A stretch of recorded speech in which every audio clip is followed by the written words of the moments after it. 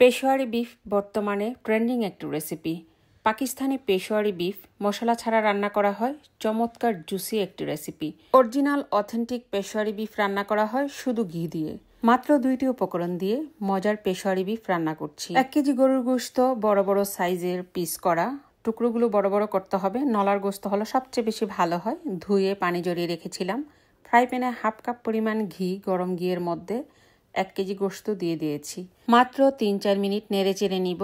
খুব বেশি ফ্রাই করতে হবে না। 3 থেকে 4 মিনিট একটু নেড়ে চেড়ে দিচ্ছি। তারপরে দিয়ে দিব পরিমাণ মতো লবণ, কাঁচামরিচ দিব। পরিমাণ মতন লবণ দিয়ে দিলাম। কাঁচামরিচ দিয়ে দিব।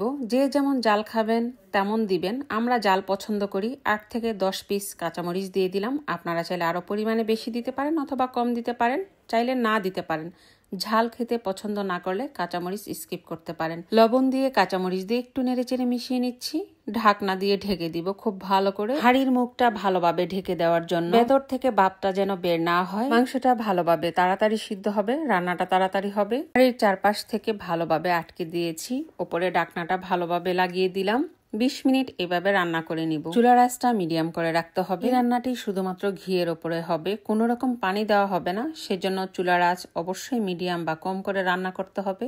20 মিনিট রান্না করার পর ঢাকনা খুলে দেখে নিব। এখন 20 মিনিট রান্না হয়েছে।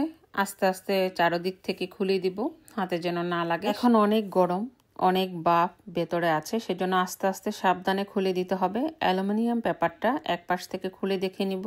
মাংসের পানি বের হয়েছে, এখন ভেতরে অনেক পানি আছে। একেবারে জুসি হবে এটা রান্না করার পর। 20 মিনিট এভাবে রান্না করে নিয়েছি। এখন দিয়ে দিব আলু। 1/2 কেজি আলু কেটে ধুয়ে রেখেছি, সেই আলুটা দিয়ে দিব। কতটা জুসি হয়েছে, চমৎকার হয়েছে। রুটি বা পরোটা দিয়ে চমৎকার লাগে খেতে। আলু কেটে ধুয়ে রেখেছিলাম। আলু দিয়ে আবার একটু নেড়ে ঢাকনা দিয়ে ঢেকে রেখে দিব 1 ঘন্টার জন্য।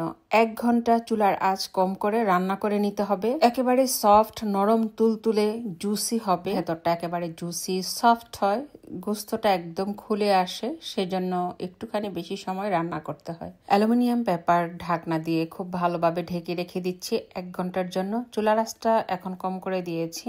চুলার আঁচটা এখন বাড়ালে নিচে লেগে যাবে, পুড়ে যাবে। রুটি, পরোটা, পোলাওয়ের সাথে বেশি মজা লাগে। Authentic original Pakistani Peshawari beef ঘি দিয়ে, লবণ দিয়ে শুধু রান্না করে।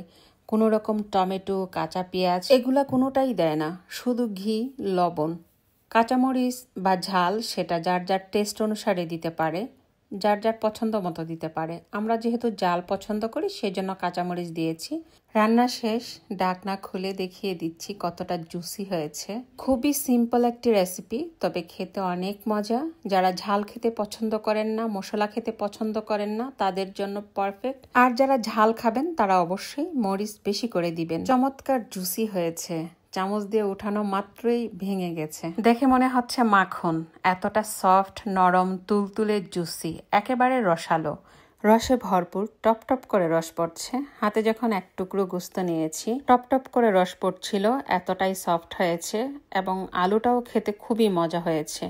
খুবই মজার এই রান্নাটি অল্প সময়ে অল্প উপকরণ দিয়ে তৈরি করা যায়। ঝামেলাহীন সহজ রান্না, অল্প উপকরণ দিয়ে অল্প সময়ের মধ্যে রান্না করা যায়। কুরবানির ঈদ আসছে, আপনারা সবাই কুরবানির ঈদে এই রান্নাটি করতে পারেন খুবই সহজে। যারা পুরো ভিডিওটি দেখেছেন সবাইকে অসংখ্য ধন্যবাদ। আসসালামু আলাইকুম। সবাই ভালো থাকবেন, সুস্থ থাকবেন। আসছে পবিত্র ঈদুল আজহা, সবার জন্য অনেক অনেক শুভকামনা।